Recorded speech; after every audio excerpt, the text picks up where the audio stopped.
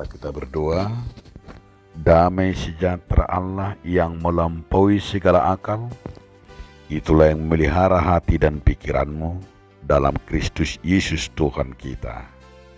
Amin. Saudaraku, dalam nama Tuhan Yesus Kristus, firman Tuhan bagi kita minggu hari ini yang tertulis dalam kitab Mazmur 65 ayat 1 sampai dengan ayat yang ke-9. Untuk pemimpin biduan, Mazmur Daud, nyanyian. Bagimulah puji-pujian di Sion, ya Allah, dan kepadamulah orang membayar najar. Engkau yang mendengarkan doa, kepadamulah datang semua yang hidup. Karena bersalah, bila mana pelanggaran-pelanggaran kami melebihi kekuatan kami, Engkaulah yang menghapuskannya. Berbahagialah orang yang Engkau pilih dan yang Engkau suruh mendekat untuk diam di pelataran-Mu. Kiranya kami menjadi kenyang dengan segala yang baik di rumah-Mu, di bait-Mu yang kudus. Dengan perbuatan-perbuatan yang dahsyat dan dengan keadilan Engkau menjawab kami. Ya Allah yang menyelamatkan kami. Engkau yang menjadi kepercayaan segala ujung bumi dan pulau-pulau yang jauh-jauh. Engkau yang menegakkan gunung-gunung dengan kekuatan-Mu, sedangkan pinggangmu berikatkan keperkasaan. Engkau yang meredakan deru lautan, deru gelombang-gelombangnya, dan kegemparan bangsa-bangsa. Sebab itu orang-orang yang diam di ujung-ujung bumi takut kepada tanda-tanda mujizat-Mu. Tempat terbitnya pagi dan petang, Kau buat bersorak-sorai. Demikian firman Tuhan. Saudaraku, dalam nama Tuhan Yesus Kristus, sebelum kita menjabarkan firman ini, ada sebuah ilustrasi. Seorang pekerja pada proyek bangunan memanjat tembok yang sangat tinggi. Dari atas ia harus menyampaikan pesan penting kepada seorang yang ada di bawah. Pekerja itu berteriak-teriak, tetapi temannya tidak bisa mendengarnya karena di bawah begitu bising dan ribut sekali karena suara mesin dan orang-orang yang bekerja sehingga usahanya sia-sia. Oleh karena itu, untuk menarik perhatian orang yang di bawahnya, ia mencoba melemparkan uang logam di depan orang itu. Orang itu berhenti sebentar mengambil uang itu, kemudian bekerja lagi. Pekerja itu mencoba lagi, tetapi usahanya yang kedua pun memperoleh hasil yang sama. Tidak ada. Namun tiba-tiba ia mendapat ide. Ia mengambil batu kecil dan melemparkannya ke arah orang itu. Batu itu tepat mengena kepala orang itu, dan karena merasa kesakitan, orang itu menengadah ke atas. Sekarang pekerja yang di atas dapat menjatuhkan catatan yang berisi pesan yang sangat penting sekali. Itulah ilustrasi yang bisa saya sampaikan. Karena itu, apa yang mau disampaikan oleh ilustrasi itu? Ternyata Tuhan juga terkadang mengizinkan masalah, mengizinkan pencobaan untuk melihat apakah hati kita terpaut kepadanya. Dia mengkehendaki supaya lewat peristiwa itu hati kita lebih melekat dan bersyukur dan mengingatnya. Firman ini juga, renungan ini mau mengajak kita untuk mengidentifikasikan, untuk melihat, merasakan pemeliharaan Allah yang penuh kasih dalam hidup kita. Karena itu saya mau menyampaikan beberapa pesan yang disampaikan oleh Mazmur ini kepada kita. Dalam Mazmur 65 ini, apa kira-kira yang mau dikatakan kepada kita pemeliharaan Allah bagi umatnya? Yang pertama, pesan yang pertama yang mau dikatakan, pengakuan syukur kepada Allah.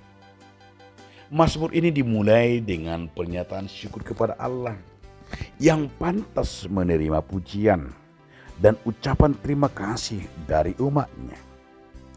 Pada saat kita mengakui dan menyatakan syukur kepada Allah, hati kita menjadi terbuka untuk melihat berkat-berkatnya dalam kehidupan kita sehari-hari. Di saat kita mampu bersyukur, kita akan melihat setiap hari kuasanya dalam hidup kita. Yang kedua yang mau disampaikan firman ini, bahwa kita juga melihat pemeliharaan Allah yang penuh kasih dalam hidup kita. Allah yang mendengarkan doa kita. Mazmur ini juga melarang bahwa Allah mendengar doa umatnya. Ternyata ketika kita berdoa kepadanya dengan hati yang tulus, Dia tidak hanya mendengarkan, tetapi justru memberikan tanggapan yang baik sesuai dengan kehendaknya. Ini yang paling hebat yang dikatakan oleh pemazmur. Allah adalah Bapa yang peduli, siap mendengar setiap doa kita. Tetapi ingat, jawabannya hanya di tangan Tuhan. Allah juga mendengarkan itu.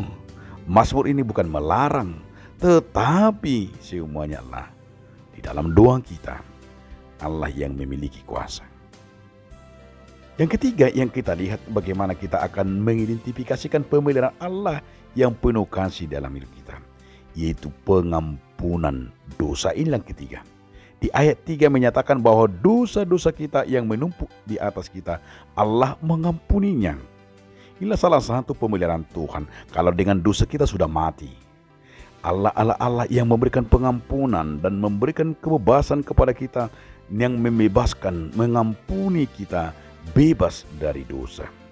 Ingatlah, melalui anugerahnya kita dapat hidup dalam kebebasan dan kedamaian, terlepas dari dosa-dosa kita, terlepas dari kejahatan-kejahatan kita. Ingatlah betapa banyak dosa yang kita lakukan setiap hari. Kalau khotbah minggu yang lalu, itu kan kita lihat bagaimana kita di dalam hidup kita ini ada dua yang mempengaruhi. Kita sering ragu-ragu.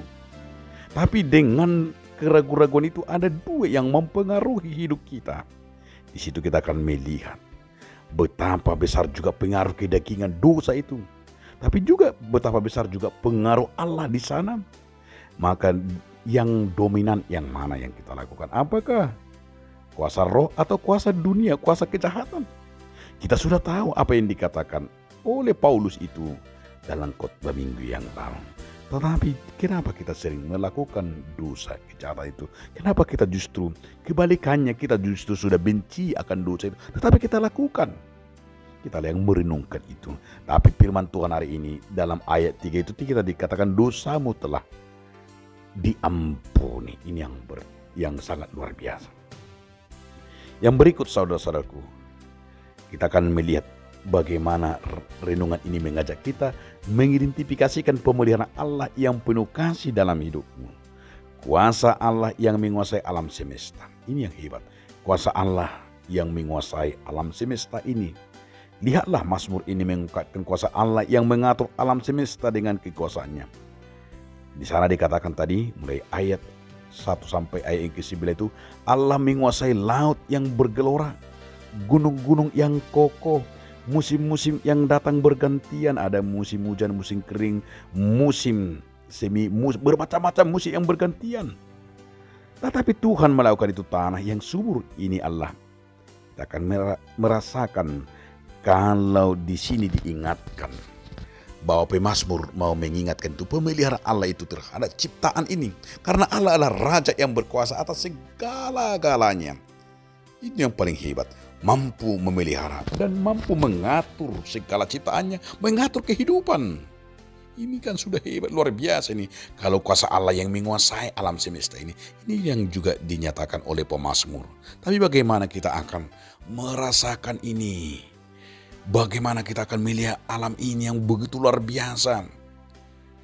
Begitu indahnya alam kita, alam Indonesia. Apalagi di tanah Sumatera itu, di Tapanuli, di Danau Toba itu, sampai dikatakan itu Danau Toba adalah kepingan surgawi. Gimana kuasa Allah di sana, tetapi kita harus makin menjaganya. Kuasa Allah di sana luar biasa.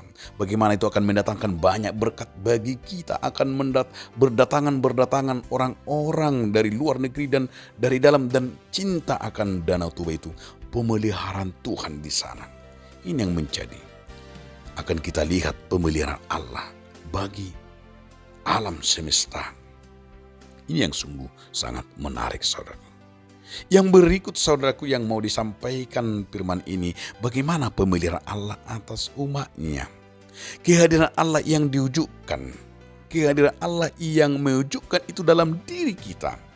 Mazmur ini menyatakan bahwa Allah menciptakan tanah dan umatnya dengan menaklukkan bahwa Allah memberikan hujan yang berlimpah, menghasilkan hasil panen yang berlimpah, membuat rumput padang yang berubah menjadi padang rumput yang hijau. Ini kan menggambarkan kemurahan hati dan anugerahnya yang berlimpah bagi kita. Jadi kehadiran Allah itu luar biasa ketika kita merasakan seperti pemazmur dalam hidup kita. Tetapi kita seperti bagaimana kita akan merasakan seperti ilustrasi tadi. Seorang pekerja itu tadi, bagaimana itu akan kita lihat. Demikian juga tangan Tuhan yang mau supaya pesannya sampai kepada kita. Kadang memang kita ada bermacam-macam pergumulan-pergumulan. Saudaraku, renungan ini mau mengajak kita untuk melihat pemeliharaan Allah yang luar biasa dalam hidup kita. Meskipun kita menghadapi tantangan dan kesulitan yang luar biasa, kita dapat mempercayai bahwa Allah adalah pemelihara yang setia, yang selalu hadir dalam setiap detik, dalam setiap langkah kita. Oleh karena itu kita harus hidup dalam pengakuan syukur, mempercayai janjinya, dan kita harus yakin ke dalam tangan pengasihannya, karena kita merasakan itu, saudara-saudaraku. Di saat kita mampu merasakan itu, sungguh luar biasa kita akan menyatakan bahwa pemeliharaan tangan Tuhan itu bagi orang yang percaya.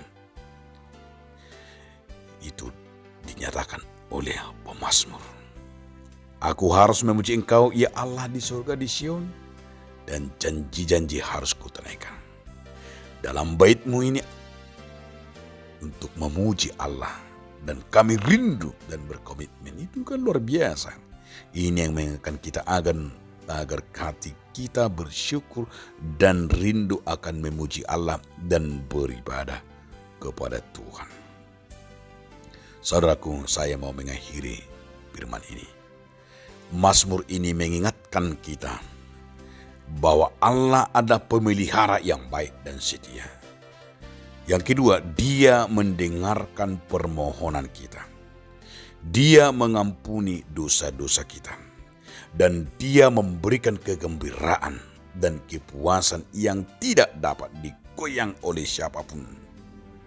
Oleh karena itu, marilah kita hidup dengan hati yang bersyukur, memuji Allah atas segala kebaikannya dalam hidup kita, sambil bersandar sepenuhnya kepada Tuhan yang berkata, Engkau pemelihara yang setia. Amin. Terima kasih Tuhan Yesus Kristus atas firman yang mengingatkan kami betapa besar Tuhan pemeliharaan-Mu dalam hidup kami.